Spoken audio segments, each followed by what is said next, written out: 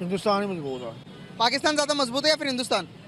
नहीं, पाकिस्तान। अच्छा, तो क्या हम कनाडा से भी ज्यादा मजबूत हैं? कनाडा से ज़्यादा मजबूत नहीं है हम। तो फिर हम भारत से ज्यादा मजबूत कैसे हो सकते हैं? बात चीज़ें हैं, कुछ मैं अभी डिस्कस नहीं कर सकता यहाँ पे। नहीं नहीं करें सर, कोई इशू नहीं है, मैं कर सकता हूँ। आप कर सकते हैं आप ना? मुझे बता दें, ऑडियंस को ना बताएं। नहीं नहीं, आप करें उसको। जहाँ तक मैं समझता हूँ कि हिंदुस्तान मजबूत है। हमसे भी ज्यादा? नहीं, हमसे ज़्यादा भी है, कुछ चीज़ों में है, कुछ चीज़ों में नहीं है। कुछ चीज़ों में, कौन सी चीज़ों में है और कौन सी चीज़ों में नहीं है? काफ़ी चीज़ें हैं ना ऐसी तो। कौन कौन सी है? आपके सामने ही हैं, उनके हालात देख लें, हमारे हालात देख लें। मतलब फाइनेंशियली तौर पर कह रहे हैं, इकोनॉमिकल तौर पर? हाँ जी। इकोनॉमी तो उनकी वाकई में बहुत स्ट्रॉन्ग है, $600 बिलियन की इकोनॉमी उनकी। आप मुझे बताएं कि इकोनॉमी के अलावा जिसकी इकोनॉमी स्ट्रॉन्ग होती है उसकी हर चीज़ स्ट्रॉन्ग हो जाती है। एक्सटर्नल इंटरनल मामला तो वो हमसे ज़्यादा स्ट्रॉन्ग होगी ना इकोनॉमी के लिहाज से भी, तो अदर चीज़ें भी आ जाती हैं, बिल्कुल ऐसे ही है। तो ज़्यादा मजबूत है वो हमसे। ऐसे ही है। बिल्कुल गाइस, मान गए अंकल कि वो हमसे ज़्यादा मजबूत है। तो सर, पूरी दुनिया आज हिंदुस्तान का साथ दे रही है, कनाडा का साथ क्यों नहीं दे रही? कनाडा भी देखा जाए तो वेस्टर्न कंट्री है, वहाँ पर भी कनाडा और अमेरिका दोनों साथ साथ भी मिलते हैं। अमेरिका भी कनाडा का साथ नहीं दे रहा, पूरी दुनिया नहीं दे रही, तो क्या वजूहत है इसकी? इसके देखें, बैन अवी ये काफ़ी वजूहत हो सकती है, मेरे अब नॉलेज में इतना नहीं है, जितना था वो मैंने आपको बताया।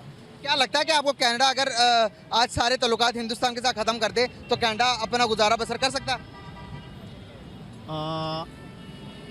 शायद। कर सकता है। शायद। हिंदुस्तान के अंदर कनाडा ने 21 अरब रुपए की इन्वेस्टमेंट कर रखी है, अपनी कंपनीज खोल रखी हैं। अगर हिंदुस्तान उनका बाइकआउट कर देता है तो कनाडा को फिर निकल जाना पड़ेगा, कनाडा को इंडिया के अंदर से, फिर तो बड़ा नुकसान हो जाएगा उनको। बिल्कुल ऐसे ही है। क्या ये अफोर्ड कर सकता है इंडिया? इंडिया नहीं अफोर्ड नहीं, वो कर तो सकता है लेकिन करेगा नहीं। इंडिया कनाडा कर सकता है अफोर्ड? नहीं। नहीं कर सकता। फिर क्या करना पड़ेगा? माफी मांगनी पड़ेगी इंडिया से? जो सूरत हाल चल रही होगी यही देखना पड़ेगा। आपको लगता है कि इससे इंडिया के प्राइम मिनिस्टर जो है नरेंद्र मोदी जी, उनकी पॉपुलैरिटी डिक्रीज होगी या उनकी जो पर्सनालिटी है वो डैमेज होगी? नहीं नहीं, बिल्कुल ऐसा नहीं हो सकता। मुझे ऐसा लगता है वो प्रॉपर तरीके से एक अपने आप को बताएंगे। ये भी थोड़ा टाइम में एकदम बात निकली है ना, वो भी मीटिंग्स करेंगे और अपने आप को पूरा प्रूव करेंगे, क्योंकि वो बात करते हैं, कम्युनिकेशन करते हैं अपनी मीडिया से, अपनी आवाम से, और वो अपने आप को वैसे ही बड़े अच्छे तरीके से लेके चलते हैं। मुझे नहीं लगता उनकी पॉपुलैरिटी में कोई फर्क पड़ेगा, बल्कि मैं हैरान हूँ।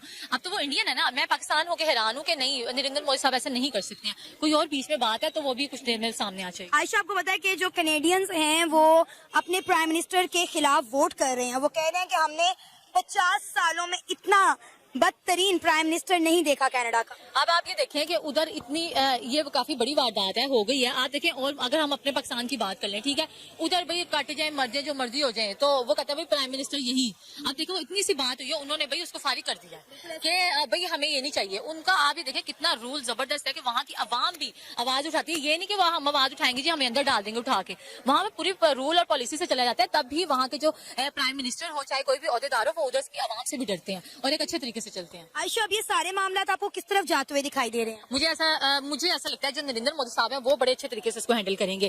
काफी खराबी की तरफ जा सकते हैं, लेकिन वो कम्युनिकेशन कर लेंगे। सिख बरादरी की जो भी हेड है उनसे बातचीत करनी चाहिए, दोनों को मिल बैठ के। आपस के लोग तो ट्रोलिंग करेंगी, उनको एक टॉपिक मिल गया, उन्होंने बात करनी है, आपस में बैठ के डिस्कशन करें, कहाँ पर सॉल्व होनी चाहिए कहानी। कैनेडियन भी ठीक है, वो भी। आयशा, अभी ये मामला सिखों से हटकर इंडिया और कनाडा के बीच में ज्यादा हाईलाइट हो गया है, और आपको बताऊं मैं, इंडिया ने जो है कनाडा के वीजा जो है वो बैन कर दिए, सस्पेंड कर दिए। अभी कोई भी कनाडा से फिलहाल इंडिया नहीं आ सकता। आप ये देखें उनके ऊपर बात आई है इंडिया के ऊपर, ठीक है, वो अपने ऊपर रिस्क नहीं लेते हैं, ये वो अपनी हर एक चीज का ख्याल रखते हैं। अब उन्होंने इस तरह किया, ये उन्होंने फौरन एक इनिशिएटिव लिया, ठीक है। अब मुझे ऐसा लगता है कैनेडियन जो प्राइम मिनिस्टर या वो वहाँ के जो भी बड़े होंगे, वो जरूर नरेंद्र मोदी से कनेक्ट करें, क्योंकि इस टाइम नरेंद्र मोदी साहब या उनकी किसी भी टीम से आप पीछे हटना अपने आप को नुकसान देना ही है, क्योंकि वो फायदे के लिए उनके साथ है। ये नहीं कि वो अपना फायदा नहीं करते। अगर अपना वो 10 गुना कर रहे हैं तो सामने वाले का 5% की जस्टिन ट्रूडो की दुर्गति अब शुरू हो चुकी है, लेकिन अब लिबरल पार्टी के अंदर ही बड़े बड़े नेता ट्रूडो का इस्तीफा मांग रहे हैं।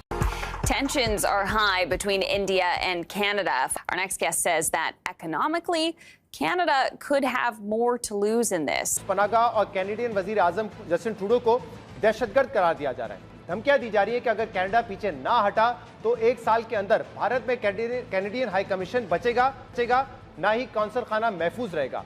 कहा जा रहा है कि भारतीय सबमरीन कनाडा पर एटमी हमले कर देंगी, और जो कनाडा भारत से 10,000 मील दूर है, भारत वहां पर भी सर्जिकल स्ट्राइक कर देगा। उन्होंने उसमें जिक्र किया कि हाउ इंपॉर्टेंट इंडिया है, जो हम इंडिया से खराब नहीं करना चाहते, हम कुछ प्रवोक नहीं करना चाहते। वो दूसरी जरा वो he was on a back foot right now.